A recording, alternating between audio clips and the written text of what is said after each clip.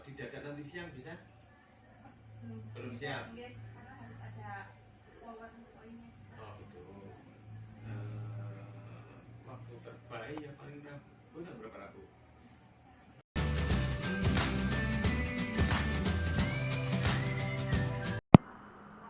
Bismillahirrahmanirrahim. Assalamualaikum warahmatullahi wabarakatuh. Waalaikumsalam warahmatullahi wabarakatuh. Alhamdulillahirabbil alamin wa bihi nasta'inu ala umuri dunya waddin. Wassalatu wassalamu ala sayyidina wa maulana Muhammadin wa ala alihi wa sahbihi ajma'in. Amma ba'du. Yang terhormat Bapak Dr. Andes Rahmat Istiadi selaku Kepala SMK Negeri 1 Kaligajar. Yang saya hormati Bapak Ibu Guru dan karyawan SMK Negeri 1 Kaligajar.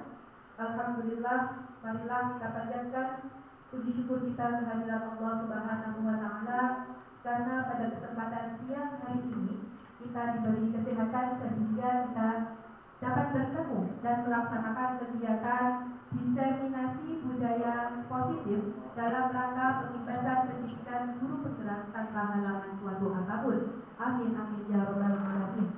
Salawat dan salam senantiasa tercurah limpahkan kepada baginda kita Nabi Muhammad Sallallahu Alaihi Wasallam. Semoga kita semua kelak akan mendapatkan syafaatnya. Amin amin ya rabbal alamin. Bapak Ibu yang kami hormati, perkenankanlah saya di sini sebagai moderator untuk membacakan susunan acara pada siang hari ini. Acara yang pertama adalah pembukaan, acara yang kedua sambutan kepala sekolah, acara yang ketiga acara inti diseminasi budaya positif. Dilanjutkan acara yang keempat adalah tanya jawab dan yang terakhir penutup. Marilah untuk memulai acara diseminasi budaya positif pada siang hari ini kita awali dengan bacaan basmalah bersama-sama. Bismillahirrahmanirrahim. Acara yang kedua adalah sambutan kepala sekolah kepada yang terhormat Bapak Dr. Andes Rahmat Istiadi. Kami persilahkan. Terima kasih Bu Yeni. Bismillahirrahmanirrahim. Assalamualaikum warahmatullahi wabarakatuh. Alhamdulillah.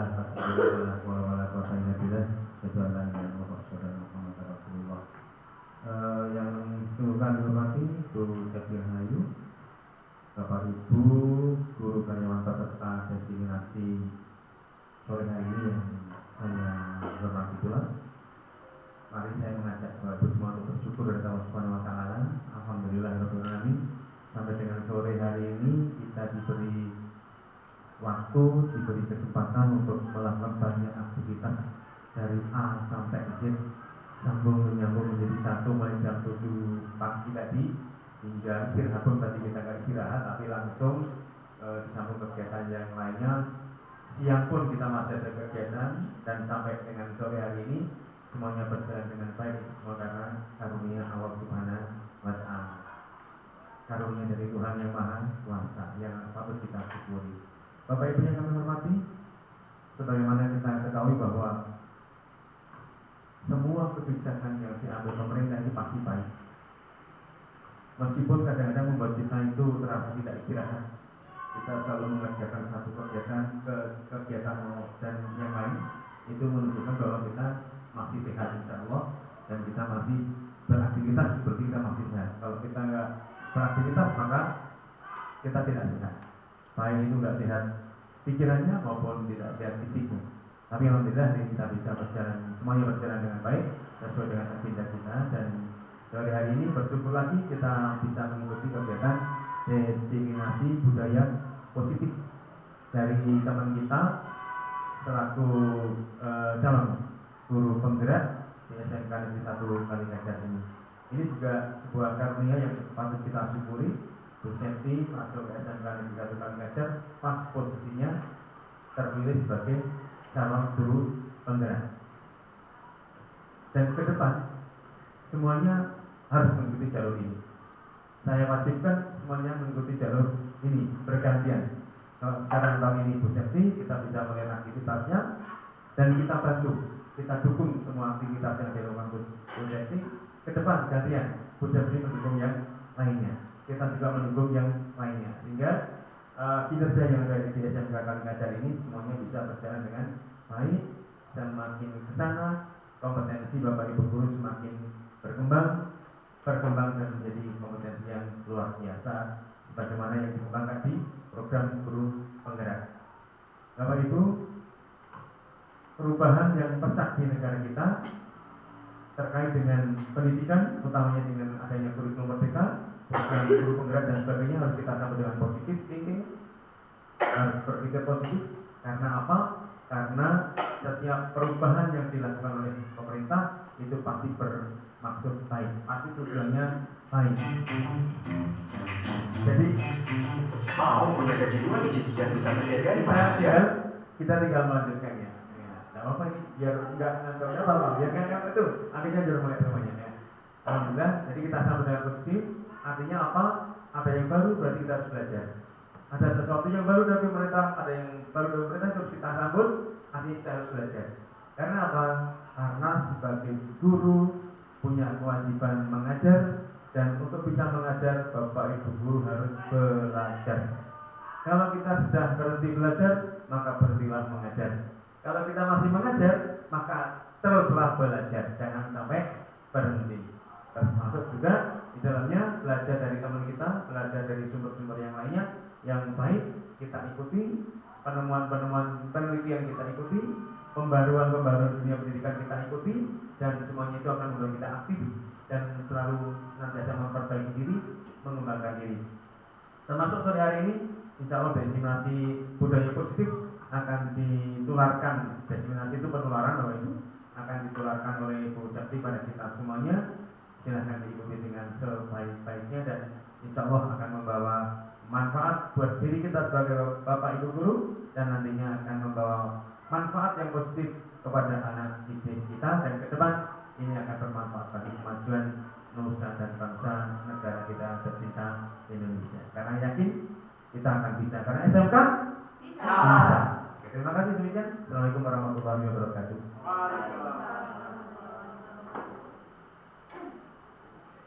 Terima kasih kami ucapkan kepada Bapak Kepala Sekolah. Dilanjutkan acara yang ketiga adalah acara inti diseminasi budaya positif dalam rangka pengimbasan pendidikan guru penggerak kepada Ibu Septi Rahayu Utami SPD. Kami persilahkan.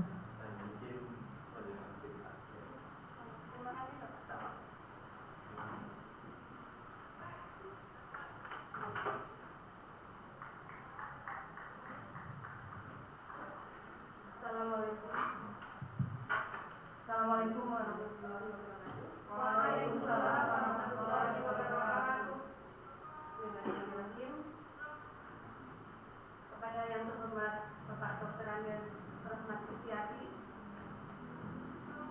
selaku Kepala SMK Negeri 1 Kalikajar. Kepada yang saya hormati Bapak Ibu beserta staf karyawan SMK Negeri 1 Kalikajar. Pertama-tama marilah kita panjatkan puji syukur kehadirat Allah Subhanahu wa Ta'ala, karena dengan limpahan rahmat, kasih sayang dan hidayahnya, sehingga pada siang hari ini kita masih diberikan kesehatan sehingga bisa melaksanakan kegiatan diseminasi budaya positif tanpa halangan suatu apapun. Selawat dan salam tidak lupa kita panjatkan kehadirat kepada junjungan kita Nabi Muhammad SAW yang selalu kita nantikan syafaatnya di yaumul akhir. Bapak Ibu sekalian, saya berdiri di depan sini bukan berarti saya lebih bisa ataupun lebih tahu. Kalau lebih tua mungkin ya, gitu ya. Tetapi di sini sifatnya adalah sharing mengenai budaya positif.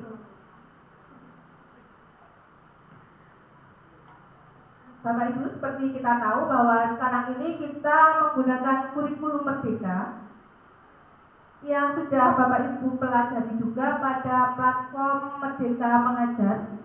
Di situ ada tujuan pendidikan menurut Ki Hajar Dewantoro. Ini adalah menuntun murid sesuai dengan kodrat alam dan kodrat zaman, sehingga mereka bisa mencapai keselamatan dan kebahagiaan yang tinggi-tingginya.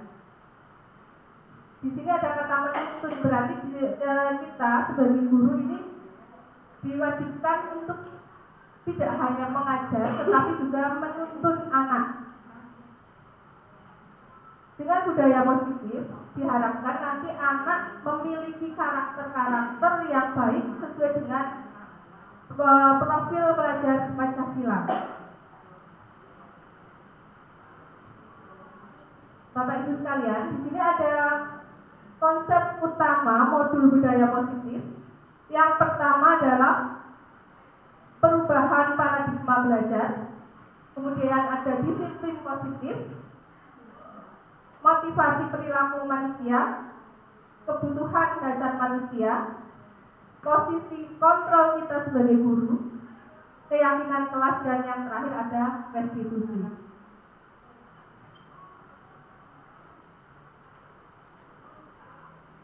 Yang pertama kita bahas adalah mengenai perubahan paradigma. Nah, Bapak Ibu, sebelum kita memulai materi, saya ingin sedikit kita melakukan kegiatan mengenai kegiatan namanya kegiatan kepalan tangan. Nah, caranya bagaimana? Nanti Bapak Ibu ini bersebelahan. Yang satu posisinya adalah sebagai A, dan yang sebelahnya posisi sebagai B, gitu ya. Nah, nanti Bapak Ibu bisa mengambil secarik kertas kecil, kemudian Bapak Ibu tuliskan hal yang menurut Bapak Ibu itu sangat penting bagi Bapak dan Ibu. Misal keluarga, misal apa lagi? Uang, ya. Apa lagi? Oh, HP sangat penting ya. Sekarang ketinggalan dompet tidak pusing, tidak bingung. Tapi kalau ketinggalan HP bingung ya Pak Soleh ya. Ya. Nah, silakan tuliskan hal penting bagi Bapak dan Ibu. Kemudian nanti kertas itu Bapak dan Ibu kepalkan di telapak tangan, genggam yang sangat erat seperti ini. Gitu ya. Yang satu sebagai A, yang satu sebagai B. Ya, nanti setelah itu Bapak dan Ibu yang A itu mengepalkan tangan, dan yang B tugasnya adalah memberikan apapun yang bisa kira-kira si A itu bisa melepaskan genggaman tangannya. Bisa diancam, bisa dikelitikin, bisa diiming-imingi, bisa dibujuk dan lain-lain, gitu ya. Coba kita lakukan. Bu Yani nanti dengan Bu Indra, Bu Intan dengan Bu Tuti. Ya. Nanti Bu Yani dengan Bu Til, ya. Coba, sudah. Si A yang menggenggam, kemudian yang B yang menggelitik atau membujuk atau apapun. Nah, kira-kira di genggaman tangannya itu bagaimana? Ya, dirayu boleh. Sudah ya. Nah, kira-kira nanti Bu Edra sudah membujuk, sudah menggelitik dan lain-lain? Bu Yani mau membuka kepalan tangannya? Tidak. Bagaimana untuk yang Bu Dianis? Tidak. Ya, jadi baik Bu Yani ataupun Bu Dianis tetap menggenggam tangan. Alasannya kenapa Bu? Karena ini punya saya berharga Bu. Oh, alasannya karena berharga, punya Bu Yani berharga gitu ya. Nah, ini apa yang terjadi tadi? Baik Bu Dianis ataupun Bu Yani tidak membuka kepalan tangan. Nah, itu adalah merupakan pemanasan yang akan kita pelajari pada materi ini. Jadi bisa disimpulkan siapa yang mempunyai posisi kontrol. Bu Dianis, Bu Yani yang mempunyai kepala tangan tadi ya. Nah, walaupun sudah dibujuk, sudah diiming-iming dan lain-lain, kalau Bu Yani dan Bu Dianis tidak membuka kepala tangan, berarti itu tidak akan terbuka. Nah, di sini ya, kita mulai dengan perubahan paradigma budaya positif. Ini ada beberapa ilusi kontrol, yaitu ilusi guru mengontrol murid. Misal, ada murid terlambat, kemudian dengan hukuman murid itu besok tidak terlambat misalnya. Nah, di situ murid itu membiarkan dirinya dikontrol oleh guru. Artinya murid itu mau dikontrol. Tetapi tadi posisi yang utama itu adalah si pemilik kepala tangan. Ya. Yang kedua, ada ilusi bahwa kritik dan membuat orang merasa bersalah dapat menguatkan karakter. Di sini ada orang yang misalnya melakukan kesalahan, kemudian kita menegur dengan membuat si pelaku itu merasa bersalah. Itu sepertinya efektif atau manjur. Padahal hal itu tidak berlangsung dalam jangka yang lama. Selain itu juga ada ilusi bahwa semua penguatan positif efektif dan bermanfaat. Penguatan positif di sini contohnya adalah hadiah. Dan yang terakhir ada ilusi bahwa orang dewasa memiliki hak untuk memaksa.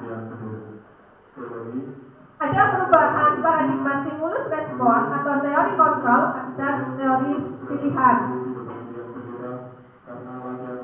Stimulus kontrol di sini ada stimulus, ada rangsangan, ada respon, ada perilaku yang terjadi, dan ada teori kontrol atau pilihan. Pada teori stimulus respon, kita mencoba mengubah orang agar berpandangan sama dengan kita. Tetapi pada teori kontrol ini kita berusaha memahami pandangan orang lain tentang dunia. Kemudian ada perilaku buruk dilihat sebagai suatu kesalahan. Kesalahan-kesalahan yang dilakukan oleh murid itu merupakan sebuah perilaku buruk. Tetapi pada teori kontrol, semua perilaku itu mempunyai tujuan, bahkan pada perilaku yang buruk sekalipun. Yang ketiga, orang lain bisa mengontrol saya.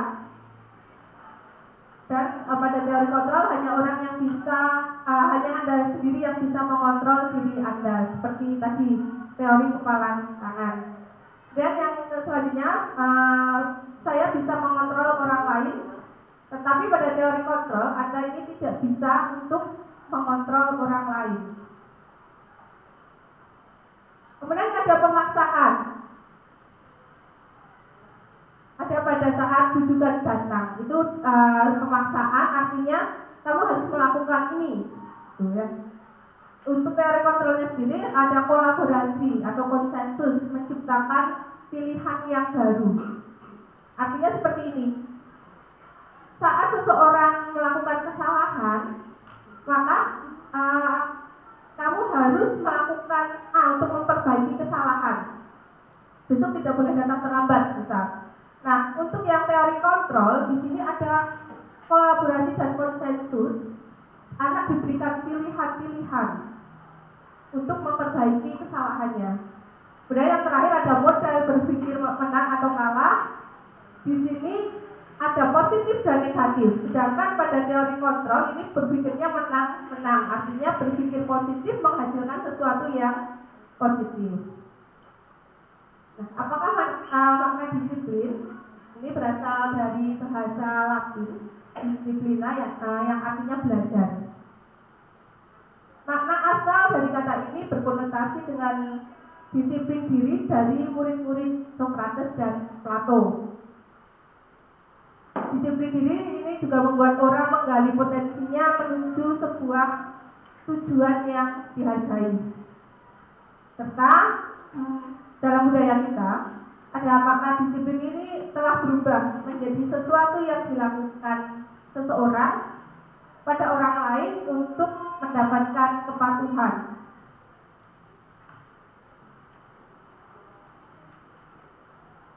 Nah, yang akan kita bahas mengenai disiplin positif. kebanyakan orang ini menghubungkan kata disiplin dengan tata tertib, teratur, dan kepatuhan terhadap suatu peraturan.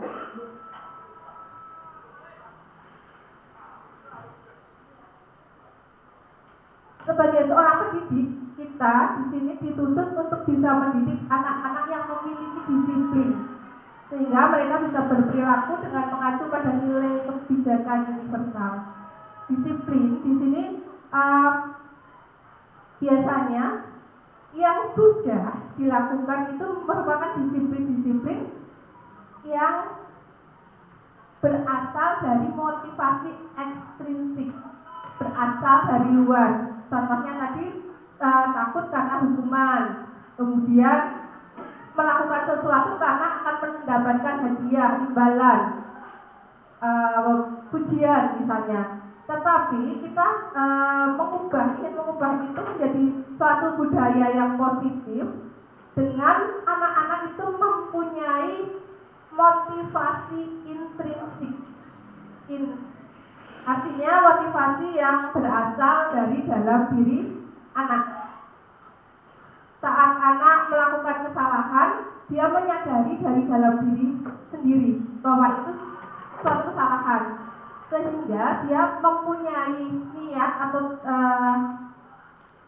niatan yang kuat untuk bisa mengubah motivasinya. Misal seperti ini. Anak datang ke sekolah jam 7 pagi, ada anak yang terlambat. Kalau motivasinya ekstrinsik, kenapa dia datang pagi? Itu karena tadi agar tidak menyalahi tata tertib sehingga tidak dihukum. Kemudian misal ingin memperoleh pujian dari wali kelas misalnya atau guru mapel. Tetapi di dalam motivasi intrinsik, motivasi yang berasal dari dalam diri sendiri, dia datang ke sekolah memang mempunyai niatan untuk belajar. Dia menghargai waktu, makanya tidak terlambat.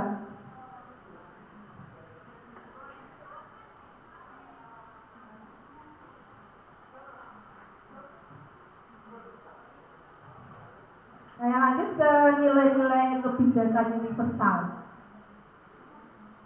Nilai-nilai kebajikan ini adalah nilai positif manusia yang merupakan tujuan mulia yang ingin dicapai setiap individu. Nilai tersebut bersifat universal dan lintas bahasa, suku, bangsa, agama maupun latar belakang. Nah, nilai-nilai kebajikan yang ingin dicapai dalam budaya positif ini seperti yang sudah diamanatkan oleh pemerintah melalui kurikulum Merdeka Belajar, yaitu menumbuhkan murid yang mempunyai profil pelajar Pancasila. Nah, Bapak Ibu, di sini ada 6 profil pelajar Pancasila. Ada beriman, bertakwa, berkebinekaan global, gotong royong, mandiri, kreatif, dan bernalar kritis. Nah, untuk agar Bapak Ibu semangat, ya kita melakukan speaking terlebih dahulu Bapak Ibu. Kita nanti menyanyikan lagu profil pelajar Pancasila. Hafal ya Bapak Ibu ya? Hafal ya. Oke. Ayo bersama maju. Oke.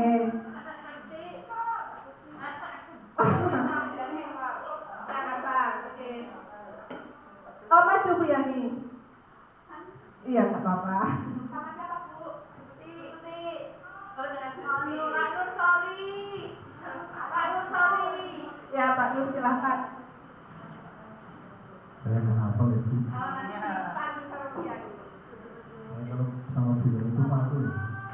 Kalau salah itu. Kalau salah kasih 50.000 ya. Iya. Sudah Bu? Ya. Ya. Bapak Ibu juga boleh ikut menyanyikan lagu profil pelajar Pancasila.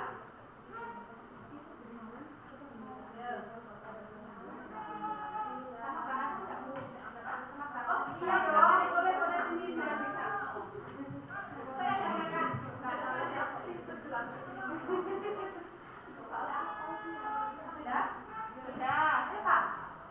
Yuk, 1, 2, 3. Belajar Pancasila, beriman dan bertakwa pada Tuhan yang Esa dan berakhlak mulia, berkebinekaan global, gotong royong mandiri, kreatif dan bernalar kritis. Oke, terima kasih. Ya, terima kasih Pak Soleh dan Bu Yani.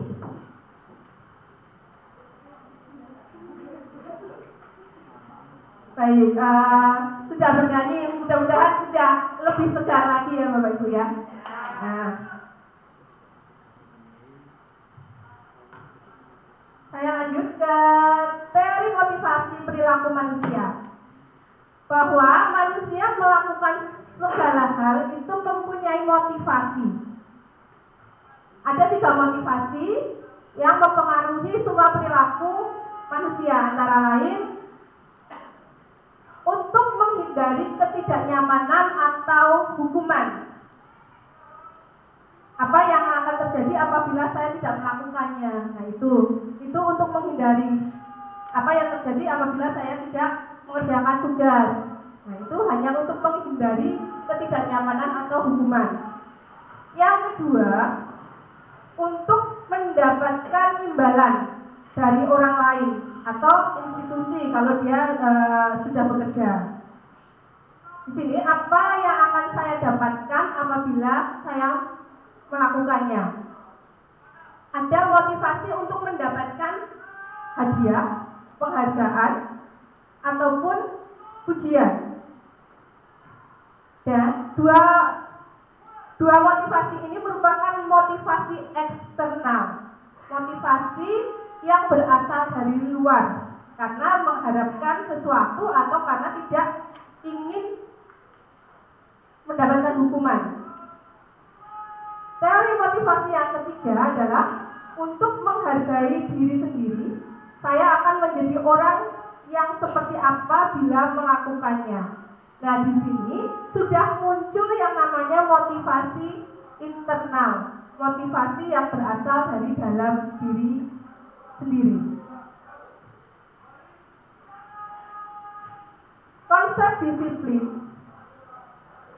ini ada 2, ada yang beridentitas gagal dan beridentitas berhasil. Ada 2 identitas gagal, yaitu hukuman dan penghargaan.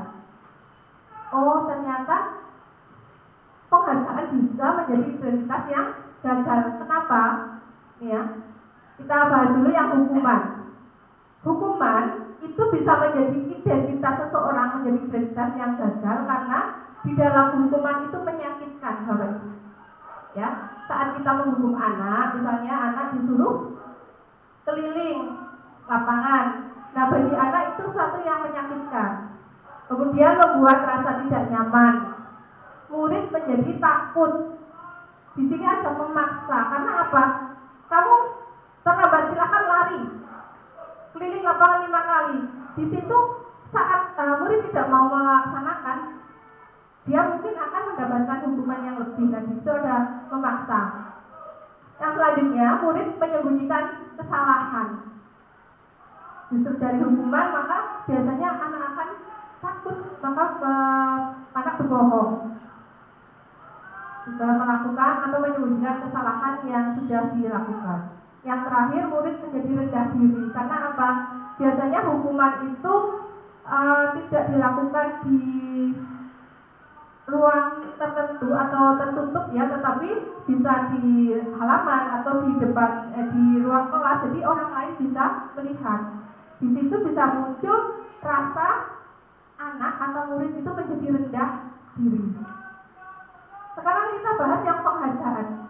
Kenapa penghargaan itu bisa menyebabkan menjadi identitas yang gagal? Karena dalam penghargaan itu mempunyai pengaruh jangka pendek dan jangka panjang. Jangka pendeknya, anak memang termotivasi untuk bisa melakukan sesuatu. Tetapi pada jangka panjangnya, anak bisa kehilangan motivasinya saat dia tidak mendapatkan hadiah atau reward. Yang kedua, merusak hubungan. Karena di dalam penghargaan biasanya kan ada persaingan. Itu bisa mengakibatkan merusak hubungan. Yang ketiga, mematikan kreativitas. Karena apa? Karena seseorang atau murid yang tidak diberikan reward, dia tidak akan melakukan. Maka kreativitasnya akan berkurang atau bahkan lama-lama hilang. Selanjutnya, menghukum dengan sistem ranking. Nah, di sini kenapa sistem ranking ini bisa menyebabkan identitas gagal? Karena ada suatu persaingan nanti antara yang ranking 1 dengan ranking 2, bahkan misalnya yang tadinya ranking di atas kemudian turun ke bawah itu dia bisa mempunyai rasa gagal pada dirinya. Kemudian mengurangi ketepatan dan mengurangi motivasi dari dalam diri atau intrinsik. Bapak Ibu, bagaimana dengan identitas yang sukses? Identitas sukses ini bisa dilihat dari dua hal, yaitu konsekuensi dan restitusi. Mungkin Bapak Ibu masih asing dengan restitusi. Apa itu restitusi gitu ya? Nah, kita bahas dulu yang konsekuensi. Ini merupakan penguatan jangka pendek. Saat anak melakukan suatu kesalahan, dia harus menebus atau memperbaiki kesalahannya. Itu merupakan penguatan dalam jangka pendek. Jangka panjangnya, dia di sini belum mempunyai motivasi intrinsik, gitu ya. Artinya belum dari dalam diri sendiri, tetapi baru saya menebus kesalahan saya. Gitu. Yang kedua, perlu monitoring berkelanjutan. Karena tadi motivasi ini sifatnya masih dalam jangka yang pendek. Masih menggunakan konsep stimulus respon. Murid menghormati peraturan serta kehilangan waktu untuk merenungi sebuah kesalahan. Dan yang tingkat tertinggi dari suatu identitas sukses adalah restitusi. Di sini murid bertanggung jawab atas perilakunya, mempunyai tanggung jawab. Bentuk tanggung jawab itu berarti saat dia sudah mempunyai motivasi intrinsik. Yang kedua, fokus pada pemecahan masalah jangka panjang. Murid menghormati dirinya dan orang lain, teori kontrol, dan murid bersemangat memperbaiki kesalahannya. Bapak Ibu, nanti kita akan bahas lebih lanjut mengenai restitusi. Yang selanjutnya ada konsep disiplin, pendekatan restitusi. Nah, sebetulnya apa itu restitusi? Restitusi menurut dosen adalah proses menciptakan kondisi bagi murid untuk memperbaiki kesalahan mereka, sehingga mereka bisa kembali pada kelompoknya dengan karakter yang lebih kuat. Maknanya seperti ini. Saat anak melakukan suatu kesalahan, kemudian dilakukan kegiatan restitusi, menguatkan anak, memvalidasi tindakan anak, ya. Anak itu mempunyai kesadaran dari dalam dirinya bahwa apa yang dia lakukan salah. Kemudian dia mempunyai kesadaran bagaimana memperbaiki kesalahannya itu. Itu timbul dari dalam dirinya. Nah, dari situ diharapkan saat dia kembali ke kelompoknya, ke kelas misalnya, ke sekolah, ke masyarakat, nah itu dia sudah mempunyai karakter yang lebih kuat. Misal, tadinya anak itu datang terlambat, setelah melakukan restitusi tidak terlambat lagi. Berarti di sini sudah muncul karakter disiplin. Apa saja ciri-ciri dari restitusi? Yang pertama adalah bukan menebus kesalahan, namun belajar dari kesalahan. Kalau kita menebus kesalahan, itu berarti tadi masih motivasi ekstrinsik. Tapi kalau kita belajar dari kesalahan, anak sudah mempunyai tingkatan motivasi yang berbeda, yaitu motivasi intrinsik. Yang kedua, memperbaiki hubungan. Ketiga, tawaran bukan paksaan. Karena nanti akan ditawarkan ke anak, kalau kamu melakukan seperti ini, apa yang sebaiknya kamu lakukan. Nah itu kita kembalikan lagi ke anak, tawaran kepada anak, bukan paksaan. Oh, kamu sudah melakukan kesalahan, kamu harus melakukan ini. Nah itu suatu paksaan, berbeda ya Bapak Ibu. Kemudian menuntut anak, menuntut untuk melihat ke dalam diri yang mendasari tindakan. Fokus pada karakter, bukan tindakan. Karakter anak tadi, profil tadi ya, itu merupakan karakter. Kita fokusnya ke karakter anak, bukan tindakan. Kalau tindakan kan itu jangka pendek, tapi kalau sudah karakter itu nanti akan dibawa oleh anak. Tuh. Yang terakhir adalah menguatkan dan fokus pada solusi. Itu. Nah, kesalahan yang sudah kamu lakukan, kamu mau seperti apa? Solusinya bagaimana itu? Bukan pada, oh kamu salah, silakan kamu melakukan ini, kamu mengerjakan ini. Itu bukan ya. Kemudian perbedaan hukuman, konsekuensi dan restitusi. Contoh, di sini ada contoh kasus murid yang tidak mengerjakan tugas. Nah, untuk hukuman, guru akan menghukum siswa tersebut mengerjakan jumlah soal pada PR yang diberikan dengan jumlah yang dilipat gandakan. Misalnya seperti ini, ada pelajaran matematika. Nah, biasanya kalau anak dengan pelajaran matematika, susah, saya nggak bisa mengerjakan misalnya ya. Nah, saat anak tidak mengerjakan 5 soal, maka sebagai hukumannya kamu silahkan kerjakan 10 soal. Kerjakan 15 soal. Nah, itu adalah suatu bentuk hukuman Bapak Ibu. Di sini guru akan marah dan murid menjadi takut. Ya. Di sini memang masalah selesai. Anak mengerjakan PR, ya betul. Tetapi dampaknya anak itu bisa menjadi pendendam. Karena apa? Dia merasa tidak adil. Teman-temannya mengerjakan 5, saya 10. Gitu, nah, itu ya. Kemudian ada rasa marah mungkin ya. Tetapi kayak namanya murid itu tidak bisa dilampiaskan, gitu ya. Yang kedua adalah konsekuensi. Kalau konsekuensi bagaimana Bapak Ibu? Anak tidak mengerjakan tugas. Nah, berarti dia ada konsekuensi yang harus dilaksanakan, yaitu guru memberikan konsekuensi pada murid untuk mengerjakan PR pada jam istirahat. Artinya, anak tadi tetap mengerjakan 5 soal sama dengan yang lain, tetapi dia konsekuensinya saat teman-temannya istirahat, boleh jajan, boleh melakukan aktivitas yang lain, si anak itu harus mengerjakan tugasnya. Karena itu sudah konsekuensinya. Nah, itu yang disebut konsekuensi. Di sini guru tegas dan siswa menghormati peraturan. Nah, berbeda dengan restitusi. Restitusi tadi tingkatan tertinggi dalam disiplin positif, yaitu guru menanyakan keyakinan kelas atau dirinya dan membantu siswa dengan masalahnya. Jadi kita lakukan kegiatan restitusi. Kenapa kamu tidak melakukan atau tidak mengerjakan PR?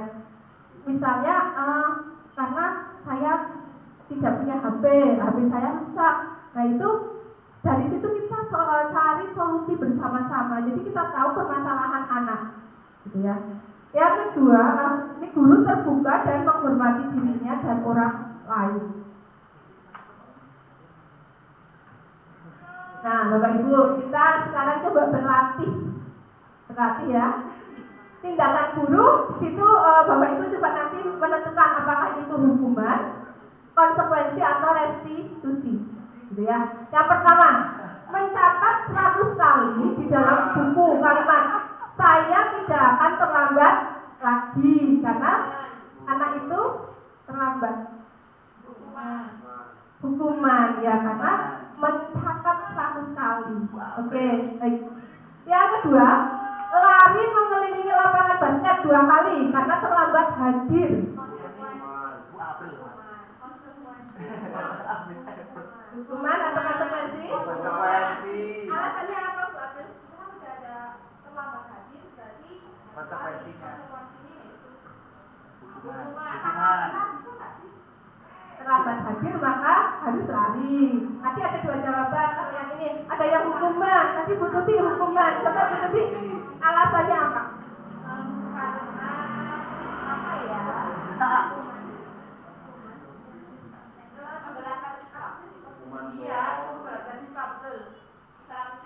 Memberatkan siswa secara fisik. Ya. Lari mengelilingi lapangan basket saat anak terlambat hadir itu masuk ke hukuman. Ya betul, hukuman. Ya, kenapa hukuman? Karena di sini anak disuruh lari. Jadi dia dipaksa. Di situ ada pemaksaan. Silakan kamu lari 2 kali keliling lapangan basket gitu ya. Nah, di situ anak merasa terbebani tadi. Nah, berbeda saat kalau kalimatnya seperti ini. Lari mengelilingi lapangan basket 2 kali karena terlambat pada jam pelajaran olahraga. Kalau itu disebut sebagai iya betul, konsekuensi. Karena apa? Karena memang itu konteksnya dalam pelajaran olahraga. Tapi kalau hanya terlambat datang, kemudian anak disuruh lari itu hukuman. Oke, Bapak Ibu. Lanjut yang ketiga, menggantikan kertas tugas teman yang telah dicoret-coret.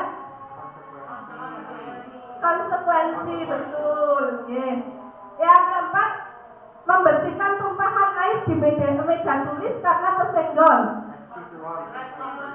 Konsekuensi, karena dia melakukan kesalahan, gitu ya. Kemudian harus membersihkan. Yang terakhir, mendapatkan penguatan saat tidak melakukan restitusi. Baik, pemahaman Bapak Ibu sudah sangat luar biasa.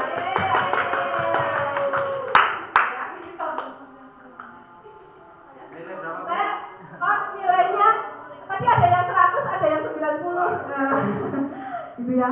Nah, saya lanjut ke 5 kebutuhan dasar manusia. Kebutuhan dasar manusia itu ada 5, Bapak Ibu.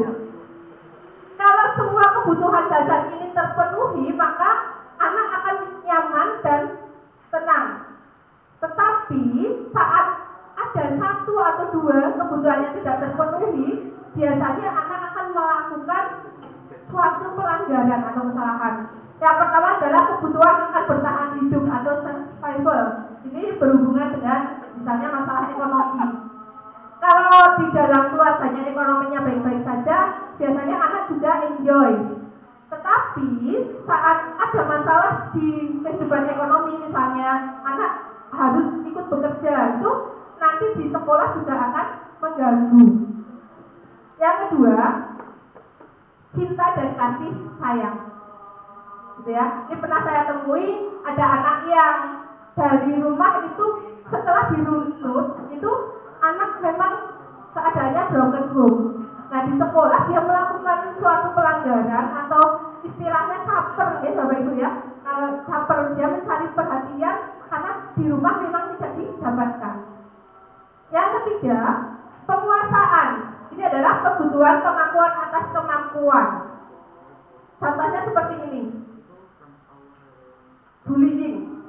Ya, yang harus kita hindari adalah bullying. Tetapi misal ada kasus bullying itu nanti kenapa? Karena dia ingin diakui atas kemampuannya, misalnya dalam memimpin, dalam kelompok. Yang keempat, kebebasan, kebutuhan akan pilihan. Ya, dan yang kelima, kesenangan, kebutuhan akan merasa senang. Misalnya jam kosong kok kedubrengan. Nah, itu karena dia misalnya senang dengan seni itu, tetapi penempatannya yang salah. Kemudian ada 5 posisi kontrol guru, yaitu sebagai penghukum, pembuat rasa bersalah, teman, pemantau, dan manajer. Posisi yang terendah dari kontrol guru adalah penghukum, dan posisi yang tertinggi adalah manajer. Bapak Ibu pasti di sini sudah pernah melakukan entah itu posisi penghukum, pembuat merasa bersalah, ya. Nah, untuk lebih memahami, nanti Bapak Ibu silakan untuk menyimak video mengenai posisi kontrol guru.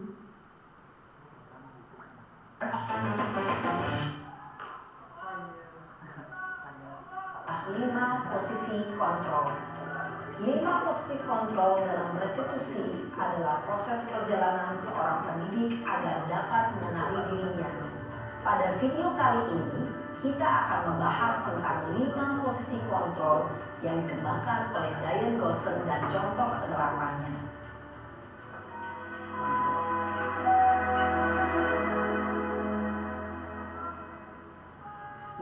Posisi kontrol itu adalah 1. Posisi penghukum, 2. Posisi pembuat merasa bersalah, 3. Posisi teman, 4. Posisi pemantau atau monitor, dan 5. Posisi manajer. Untuk lebih memahami kelima posisi tersebut, mari kita saksikan kasus Naren yang terlambat hadir 20 menit di sekolah dan melihat bagaimana kelima posisi kontrol dalam menghadapi masalah tersebut.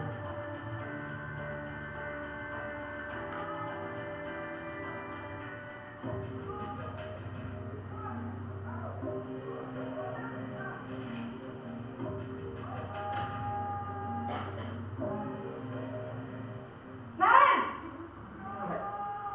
Sini kamu! Selamat pagi, Bu. Selalu terlambat. Kamu deh, pasti terlambat. Maaf, Bu. Saya Apa? Apa coba? Alasan kamu apa lagi? Kapan sih kamu tidak terlambat? Malas sekali ya kamu jadi anak. saya Dasar pemalas. Gak kapok-kapok sih kamu. Sudah berapa kali terlambat? Sana, kamu keliling lapangan basket 2 kali. Kenapa saya harus keliling lapangan basket, Bu? Kenapa? Kamu melawan ibu? Berani-beraninya jawab. Sudah terlambat, masih berani jawab pula. Sekarang, keliling lapangan basket 5 kali sekalian. Biar kapok. Cepat. Pergi sana ke lapangan basket. Posisi penghukum biasanya berbicara dengan nada tinggi, menghardik, menunjuk-nunjuk, menyakiti, dan menyindir. Hukuman bisa berupa fisik maupun psikis. Ibu dan bapak guru hebat. Dampak yang terjadi pada murid ketika guru berada pada posisi penghukum adalah murid cenderung akan memberontak, bahkan menyimpan dendam.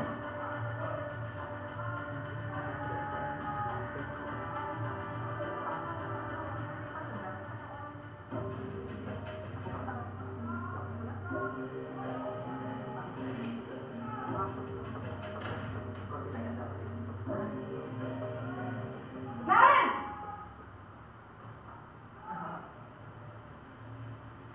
Selamat pagi, Bu. Naren. Kamu kenapa terlambat lagi, nak? Ya Tuhan, Naren. Kamu senang ya bikin ibu susah ya? Kalau kamu terlambat lagi, nanti ibu yang ditegur bapak kepala sekolah, nak. Disangka ibu tidak bisa membina kamu. Duh, gimana ini? Maaf, Bu. Duh, Gusti Naren. Kamu suka ya kalau ibu ditegur bapak kepala sekolah? Terus, sekarang ibu harus tulis apa ini di buku absen? Ini kamu sudah sering terlambat loh. Ibu harus apa coba? Maaf, Bu. Maaf sekali. Ya sudah, lain kali jangan bikin ibu susah lagi ya nak ya. Ibu tidak akan kuat lagi kalau kamu begini terus. Bisa jantungan kalau ibu ditegur bapak kepala sekolah. Sana cepat ke kelas. Maaf ya, Bu. Maaf sekali. Posisi pembuat rasa bersalah berbicara dengan nada tenang, cenderung lembut. Namun kata-kata yang diutarakan membuat murid merasa menjadi orang yang gagal. Memandang buruk dirinya sendiri, merasa tidak berharga, dan tidak sanggup membahagiakan orang lain. Ketika guru mengambil posisi pembuat rasa bersalah, murid akan menganggap dirinya yang bersalah dan ia akan menyimpan emosi negatif tersebut di dalam dirinya.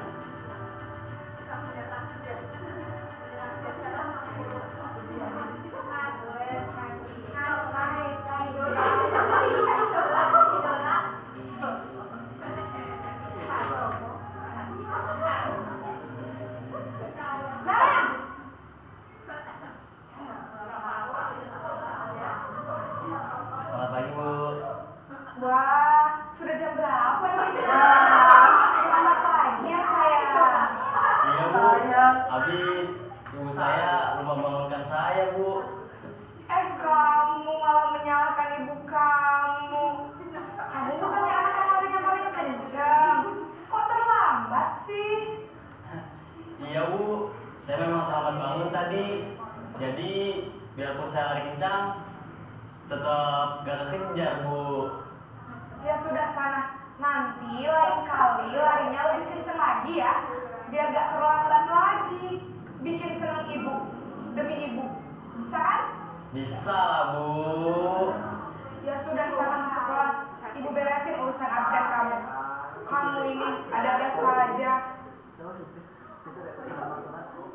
Dalam posisi teman, guru berbicara dengan nada suara ramah, akrab, cenderung bersenda gurau untuk menjaga suasana tetap santai.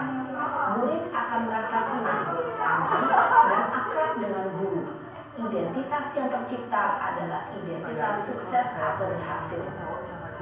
Namun, perlu diingat, karena ini masih dorongan eksternal, maka ada faktor ketergantungan dari murid kepada orang tertentu. Di sini, guru absennya, sehingga di lain waktu, murid bisa berperilaku baik, namun hanya kepada orang-orang tertentu saja.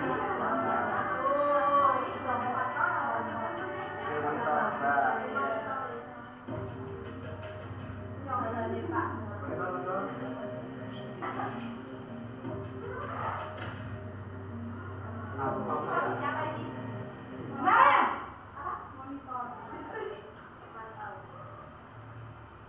Selamat pagi, Bu.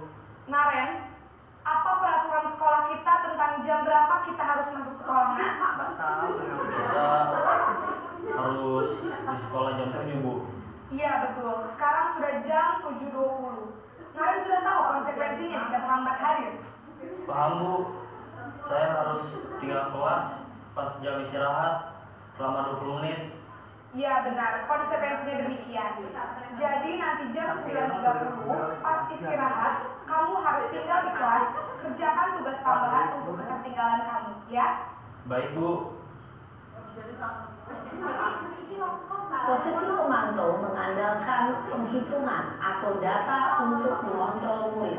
Guru mengarahkan murid berdasarkan peraturan dan konsekuensi. Seorang pemantau menunjukkan bahasa tubuh dan ekspresi wajah yang datar dan cenderung formal.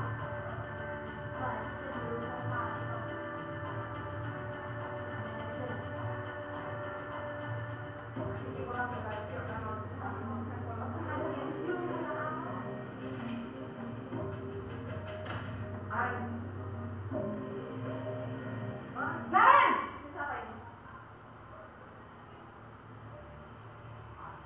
Selamat pagi, Bu. Selamat pagi, Naren. Maaf, Bu. Saya terlambat. Iya, sekolah masuknya jam 7, sekarang sudah jam 7.20.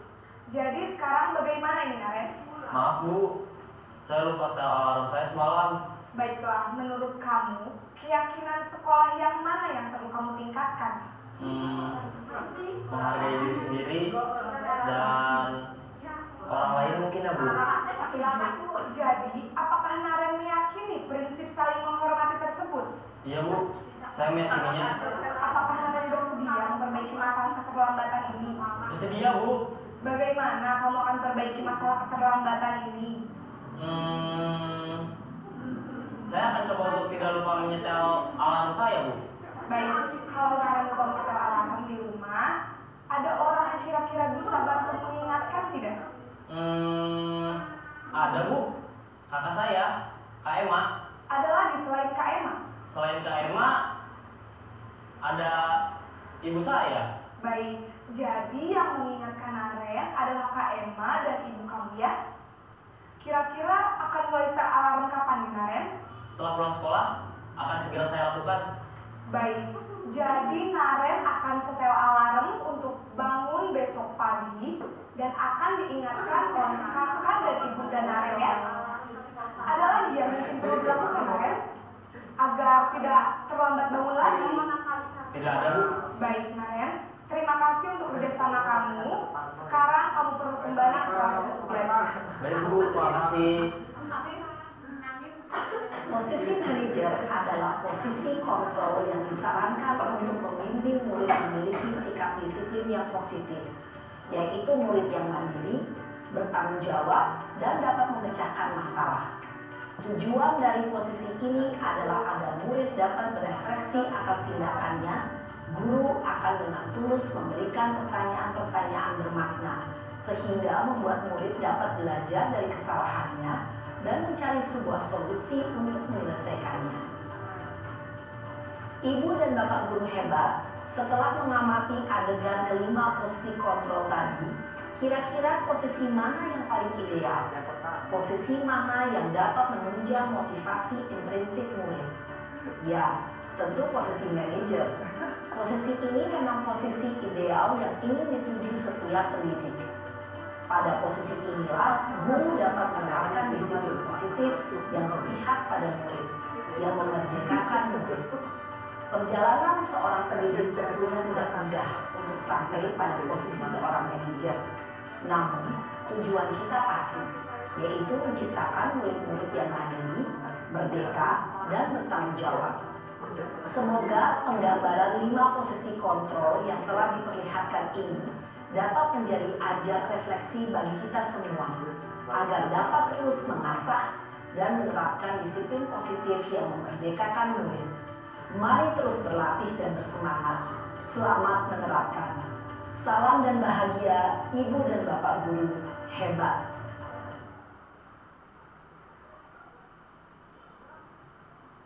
Nah, Bapak Ibu sudah sama-sama tadi kita saksikan ada 5 posisi kontrol. Kira-kira Bapak Ibu pernah melakukan posisi-posisi tersebut? Pernah ya, entah itu penghukum, membuat rasa bersalah. Ada yang pernah sampai ke posisi manajer? Belum ya. Nanti pelan-pelan ya, pelan-pelan Bapak Ibu kita akan mencapai ke posisi yang manajer.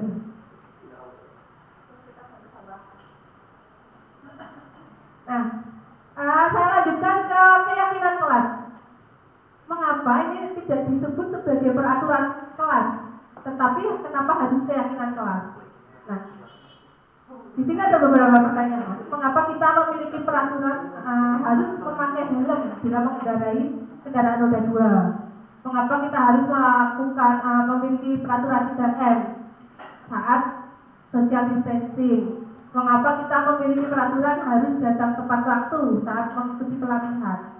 Nah, untuk mendukung motivasi intrinsik, kembali ke nilai-nilai atau keyakinan lebih menggerakkan seseorang dibandingkan mengikuti serangkaian peraturan-peraturan.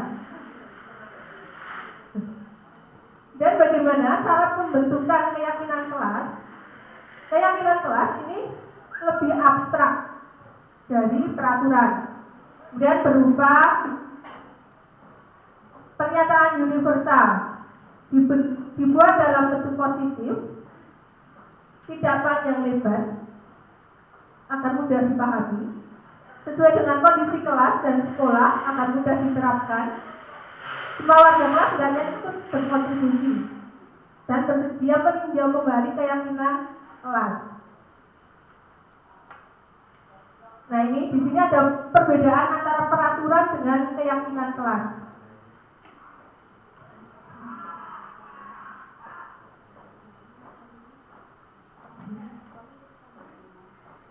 Peraturan ini selalu kembalikan buku ke tempatnya. Itu adalah suatu peraturan. Keyakinan kelasnya adalah tanggung jawab. Mengembalikan buku ke tempatnya itu kan berarti tanggung jawab. Peraturan yang kedua misalnya dilarang mengganggu orang lain. Keyakinan kelasnya adalah menghormati orang lain. Hadir di sekolah 15 menit sebelum pembelajaran. Keyakinan kelasnya adalah menghormati orang lain atau bisa juga berkomitmen. Dilarang melakukan kekerasan. Dilarang menggunakan narkoba ya untuk kesehatan. Bergantian atau menunggu giliran, ini menghormati orang lain. Menggunakan masker. Keyakinan kelasnya adalah untuk kesehatan. Dan yang terakhir, jangan berlari di kelas atau koridor. Ini keyakinan kelasnya adalah keselamatan atau keamanan. Ke restitusi tadi sudah kita bahas pengertiannya. Kemudian saya akan langsung ke langkah-langkah restitusi. Langkah restitusi yang pertama adalah menstabilkan identitas. Kemudian ada validasi tindakan yang salah, dan yang terakhir menanyakan keyakinan. Di sini ada yang disebut sebagai segitiga restitusi. Saat melakukan restitusi, nanti Bapak Ibu bisa menggunakan ketiganya atau hanya mengambil dua saja misalnya. Di dalam menstabilkan identitas, ini contohnya adalah setiap orang pasti melakukan kesalahan. Nah itu validasi sebuah menstabilkan identitas. Atau kamu bukan satu-satunya yang pernah melakukan ini. Ya, itu adalah kata-kata awal yang digunakan untuk menstabilkan identitas. Yang kedua, validasi kebutuhan. Ya, di sini misalnya ada kata-kata kamu tentu punya alasan mengapa melakukan itu. Atau adakah cara yang lain, cara yang lebih efektif untuk mendapatkan apa yang kamu butuhkan. Dan yang terakhir ada menanyakan keyakinan. Misalkan nilai-nilai apa yang telah kita sepakati. Atau bisa juga kamu ingin menjadi orang yang seperti apa. Nah ini adalah contoh hal yang kita tanyakan ke murid apabila kita melakukan kegiatan segitiga restitusi dengan menanyakan keyakinan. Ciri-ciri restitusi. Restitusi ini bukan menebus kesalahan, tetapi belajar dari kesalahan. Kemudian restitusi ini memperbaiki hubungan.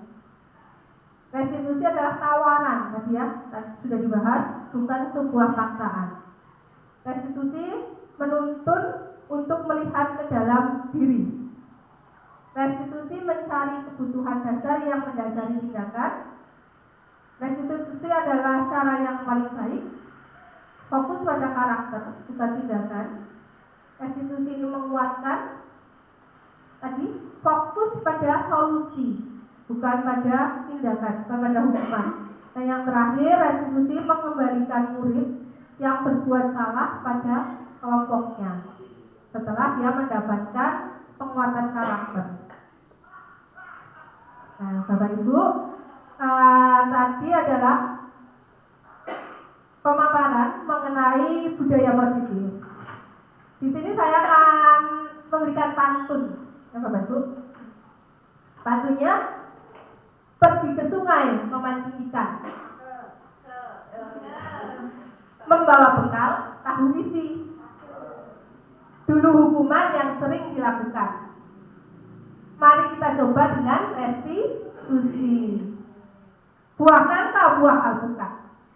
Semoga bermanfaat. Bapak Ibu, demikian pemaparan dari saya. Setelah ini mungkin ada sesi tanya jawab. Saya kembalikan dulu ke moderator.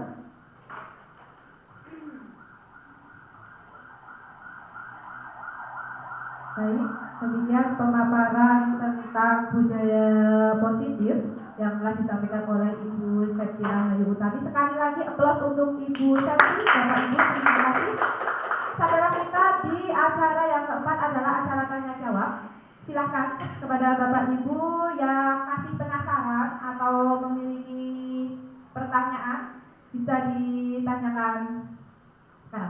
Boleh siapa? Wah, jajaran. Silakan Bu Titis dulu ya.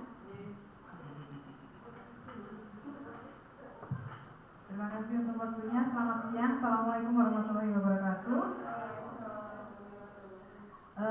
Yang ingin saya tanyakan kepada Ibu Septi adalah, jadi seperti yang sudah dipaparkan tadi oleh Ibu mengenai hukuman dan penghargaan, ya. Yang ingin saya tanyakan, kenapa penghargaan itu dianggap sebagai identitas yang gagal itu? Padahal pada faktanya kita, Bapak Ibu guru, sering menghargai mengakui potensi anak-anak didik kita dengan cara memberikan sebuah penghargaan kepada mereka, misalnya acungan jempol atau terima kasih jawaban kalian, jawaban kamu bagus sekali dan lain sebagainya. Nah, apakah penghargaan yang dimaksud itu adalah termasuk penghargaan yang sering kami lakukan itu? Mungkin itu saja dari saya. Terima kasih. Waalaikumsalam warahmatullahi wabarakatuh. Luar biasa pertanyaannya, sangat berbobot ini Bu. Mau langsung dijawab atau pertanyaan kedua? Jawab dulu saja. Oh sekalian pertanyaan yang kedua. Silakan, tadi siapa yang ingin bertanya yang kedua? Bu Tuti, silakan Bu Tuti. Selamat siang Ibu, izin bertanya langsung saja menanggapi apa yang disampaikan oleh Ibu tentang 5 posisi kontrol. Saya di sini mengakui bahwa saya sering sebagai posisi penghukum, karena menurut saya dengan adanya rasa bersalah itu akan mengatasi permasalahan murid yang indisipliner di sini. Menurut Ibu, apakah saya melakukan hal itu merupakan hal yang efektif karena hal tersebut membuat kelas menjadi tertib? Bagaimana menurut Ibu? Terima kasih. Terima kasih Bu Tuti. Silakan langsung saja bisa dijawab pertanyaannya.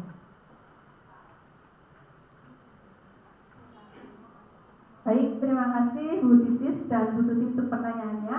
Untuk pertanyaan dari Bu Titis, kenapa tadi penghargaan itu merupakan identitas yang gagal? Karena tadi sudah disampaikan bahwa penghargaan itu bisa berdampak pada jangka pendek juga jangka panjang. Jangka pendeknya memang anak bisa termotivasi, bisa mempunyai perilaku yang baik misalnya ya, karena sudah ada iming-iming, sudah ada penghargaan. Tetapi di sini jangka panjangnya anak akan kehilangan motivasi, apalagi motivasi intrinsik, karena yang dia lakukan itu mengharapkan suatu reward bisa berupa benda, bisa berupa pujian. Nah di sini identitas yang gagal adalah jenis penghargaan yang bersyarat, Bu. Nah tadi dikatakan bahwa dengan acungan jempol, nah itu suatu tindakan kita. Itu bukan itu memang bisa memotivasi anak ya. Tetapi yang di sini yang dimaksud penghargaan adalah berupa barang misalnya ya, berupa barang atau sesuatu benda. Kita ke anak kita saja misalnya seperti ini, anak silakan untuk kerjakan PR atau mengerjakan sholat, nanti ibu kasih permen misalnya. Nah anak akan mengerjakan itu karena termotivasi punya permennya tadi, bendanya tadi gitu ya. Jadi apa yang dia lakukan karena itu.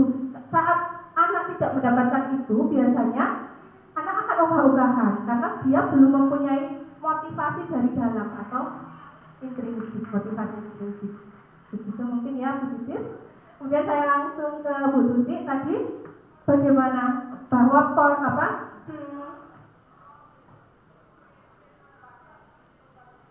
posisi penghukum ya Bu ya tadi ya yang ditanyakan, biasanya melakukan suatu hukuman efektif karena misalnya ramai di kelas dihukum jadi sepi ya. Saya juga pernah melakukan berada pada posisi penghukum.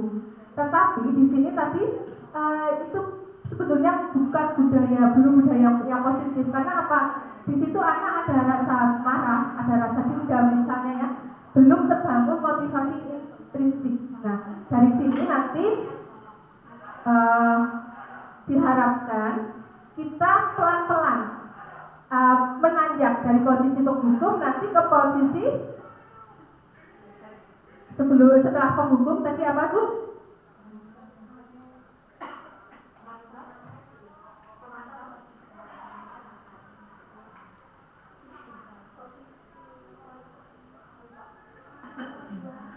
Ya, pelan-pelan kita akan naik ke posisi ya. Nanti ada posisi sebagai teman, ada posisi sebagai pemantau, dan yang terakhir nanti posisi sebagai manajer itu yang kita harapkan. Tadi kita memang di sini sama-sama belum ada yang sampai ke posisi itu. Nah, ini mudah-mudahan nanti dengan adanya budaya positif ini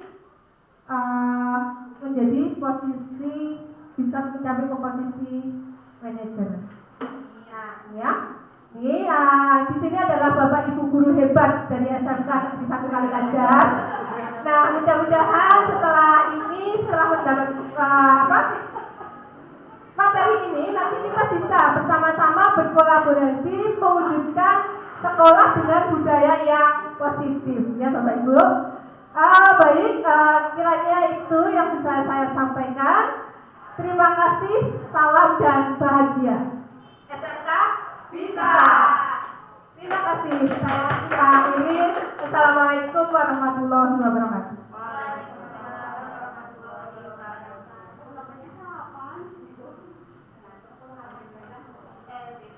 Baik Bapak Ibu yang kami hormati, alhamdulillah